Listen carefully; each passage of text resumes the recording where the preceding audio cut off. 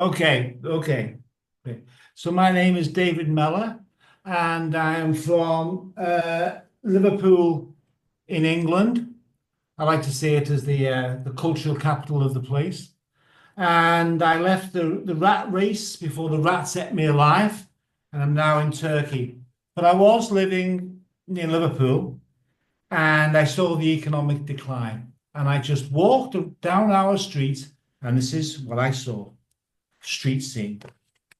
That's a tanning studio. That's a tanning studio. That's a chippy. That's a chippy. That's a hairdresser's. Empty shop. Empty shop. Empty shop. That's a smoke-free Wetherspoons. That's a closed pub. That's a closed pub. That's a closed pub. That's a couple strapped for cash. That's a family next door whose gyro couldn't last.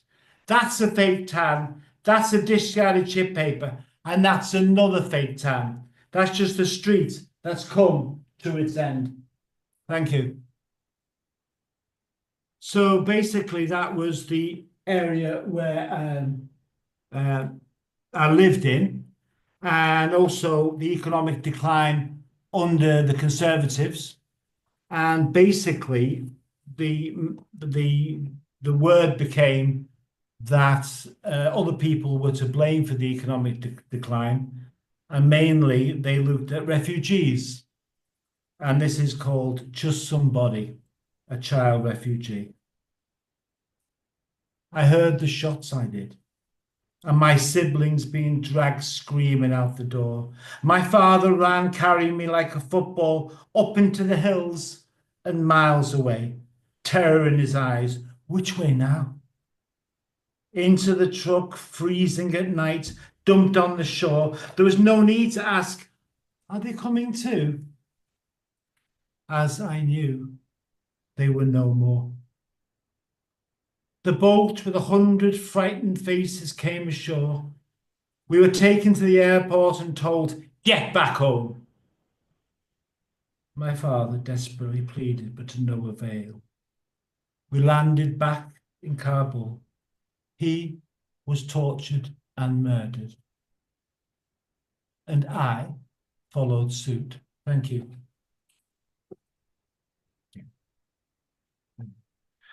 Okay, so I don't know for American people here, did you hear about the far right attacks on the streets of Britain?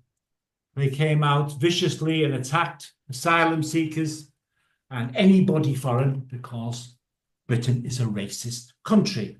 Fact. British government's official advice: England's green and unpleasant land. I need to flee my country. Stay and die.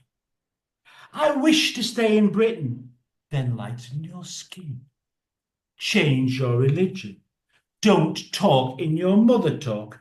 Then you will be fine. If you decide not to accept, then bricks will be through your window, be shouted at, knocked and spat at in the streets, because this is the rotten cradle of democracy. This is England's green and unpleasant land. Thank you. Okay, so I'm now going to change the tone and talk about my local library, Garswood Library, when I was young. If I could be brave enough to remember the first time I went into my local library at the torrid age of 18, if I could be brave enough to remember what the librarian said to me as the jaws of the shark stamped those books with a thud. At first, I held them, scared to death as they contained words and were unnecessarily heavy. And then, as if secretly, I finished a thing called a book. But did she see that worried look in my eyes? And did she look at me with that northern grit and say, with these things, you will get by? But as ever in this series of poems, there's an epitaph. The library closed its doors for the last time on the 29th of January, 2024 due to austerity. So there's my little England for you. My little England that is dying. The Tories have gone, thank God. Okay, so around the time I went to the library, I was living in Garswood, a little new development place. And this is me as a young boy. Under the sun, I was a good boy. I never did wrong. The trees were very giving as I climbed the highest branch. Under the sun, I was a good boy who never did wrong. The light would stay till I was too tired to kick a ball. But at home, I was a bad boy who always did wrong. The dark spelt foreboding, trembling, till the lights broke away. Okay, thank you. So I'm sure you've had this experience. Thank you for this very nice there. I'm sure you've had this experience where you see somebody and you think, oh, it could be them, but they're already dead, so it can't be them. He wasn't my father. He wasn't my dad, but I thought he was. Hunched up at the bar, cracking jokes, stealing the show. I felt like tapping him on the shoulder and telling him, I have so much to tell you. But the words lay as flat as the beer I had just bought. And the lost words we had never spoken built up in the ashtray, engulfed by the beers, and the distant murmurs of cars signaled goodbye. Thank you. Okay, so my next poem is called Snowdrift and is for everybody who's been, well, I was married and I had children, and then I thought life was perfect. I'm happier now, but something froze it dead in its tracks. I can still feel the freezing cold air on my cheeks, an air long since gone like the people I used to greet on the streets. And you were so small, I could fit you in the back of my bike, sitting under the slide so the cold rain wouldn't bite. I can still feel the freezing cold air. And I, worn out by life's daily chores, pulling the sledge to school, carrying the groceries that could feed a school, all done with love, of course. Then one day, on returning, you told me where you had been. I can still feel the freezing cold air, my lips that wouldn't move, and the ice gripping my heart. Thank you. Okay, so I had a period then of being on my own, which is never easy, is it? I saw the kids every few weeks. We all know the story. Alone. I used to buy toilet paper before, now just for one. So I get the 2-pack, the half loaf, the small pack of Marge. Open the door of my 1-bedroom flat, make a cup of tea for one. Listen to songs by people missing someone. Make my single bed, turn round to see no one. Wake up, kiss no one goodbye, shed tears that no one will see. Come back at night, climb the stone stair and open the door. Turn on the light and imagine you are there. Thank you. Okay, after a period of feeling sorry for myself in the early 2000s, I went on the internet dating, which wasn't too good, and I survived it by basically just drinking. As we do, it's either that or inject yourself with arsenic to cope with it. And this is true, and I apologize to the world. Dating in a state. I'm hanging around in a dating in a state. My keyboards are covered in tobacco crisps. They're sticky with beer. I'm telling someone I like to climb mountains. I'm calm, I'm sensitive, and I'm in control. But I'm typing words I can't see, and I'm starting to spill the truth. I'm divorced. I've got kids. Oh, I see. I like betting, drinking, smoking, and doing most things to stop me from feeling. Hmm. My kids are miles away and I'm up in the air. Are you still there? Thank you. Thank you very much. Okay, so you then start to sum up your life, or the sort of bad bits, or but also the good bits as well. And this is basically time wasted me. And you can see all everything I've done here on Mellor DR YouTube. You will see everything I've done there.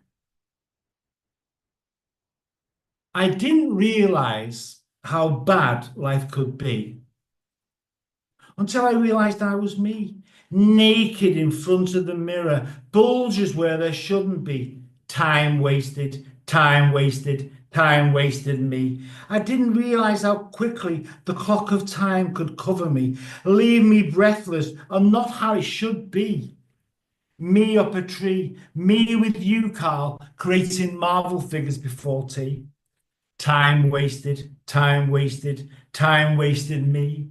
And you, my father and mother, feckless and insecure, gave me the backbone of a cripple, always to spend my life at the bottom of the sea for sure. Time wasted, time wasted, time wasted me. Thank you. Still got, I'm timing myself so I don't take all your time. So as you get older, you see young people, don't you? And you see them starting things in life, and you hope the best for them.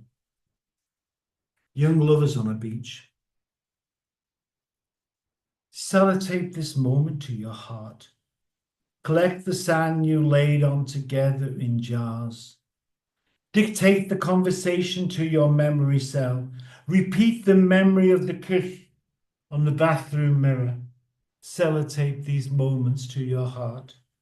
Because the trembling does turn grey, and she will slip away, but not today, on this scorching hot beach, in which you slip into each other, as easy as water, as easy as a dolphin gliding and gliding through the sea. Thank you. So I've just got some few up-to-date political ones. This is my reaction to what happened to Salman Rushdie. For Salman Rushdie. There are no words, because words can lead to death. If I let my pen run freely, I will be the next. You will be the next, until the door is closed and the audience is left. Thank you. Okay, I now come to, we all remember the beginning of the Ukrainian war, and a certain place really struck me. And this was Mariupol. In the silence for Mariupol. The cars outside my window rumble to and from places without a care in the world. The children scream out Mehmet's name to come out to play, and when he does, their little faces light up. In Mariupol, there is just silence. A bird sarcastically chirps. A dog sniffs around, but there is nothing to eat. The rumble of tanks has gone, the screams have died down, rockets lighting up the sky have faded, leaving no one, just bullet holes, ripped into a playground. Thank you. I'm not going to give any explanation to this, because I don't want to. This is a child in Gaza. Dreaming of leaving this rock above my head. Dreaming of leaving the thought you are dead. Dreaming of leaving. Going back to when I played here, running up to the path, mama, mama, kissing your sweet forehead, now motionless and cold. Dreaming of leaving. No wishing to go, but there's no one here, just the buzz of the drone overhead and the night falling in my soul. I'm leaving, dreaming of leaving. I'm leaving this world. This is for every child in Gaza. Thank you. Okay, I've just got a few poems now, which is short ones about where I live.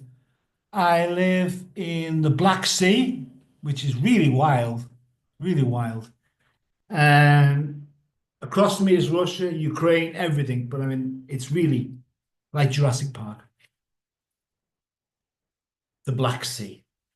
Green, green, green, as far as the eye can see, like green, green clouds hugging the earth and me. Sea, sea, sea, rugged, dangerous, enveloping me. The people, safe and secure in their own skin, unique in pleasure, happiness flowing inside of me. Green, green, green, sea, sea, the people and me. Okay, I've just got two tiny poems now. And the first one is about a little bird. Okay, so, little bird. He belted his little heart out, same time every day. It lasted for hours and hours, but still she does not come. I shout at the little bird, why not perch on another tree?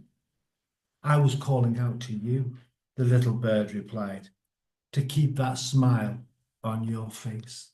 Okay, before I read my last poem, you can have a look at what I do on Mellor YouTube.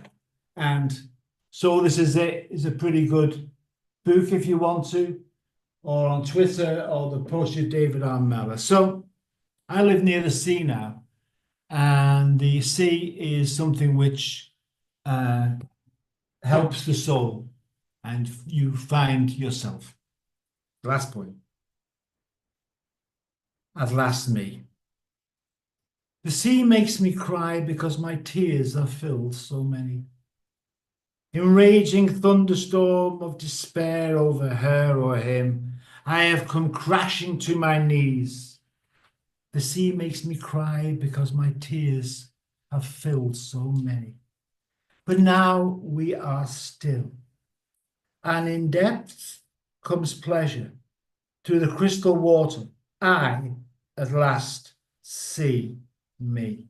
Thank you very much for allowing me to do this tonight, and thank you.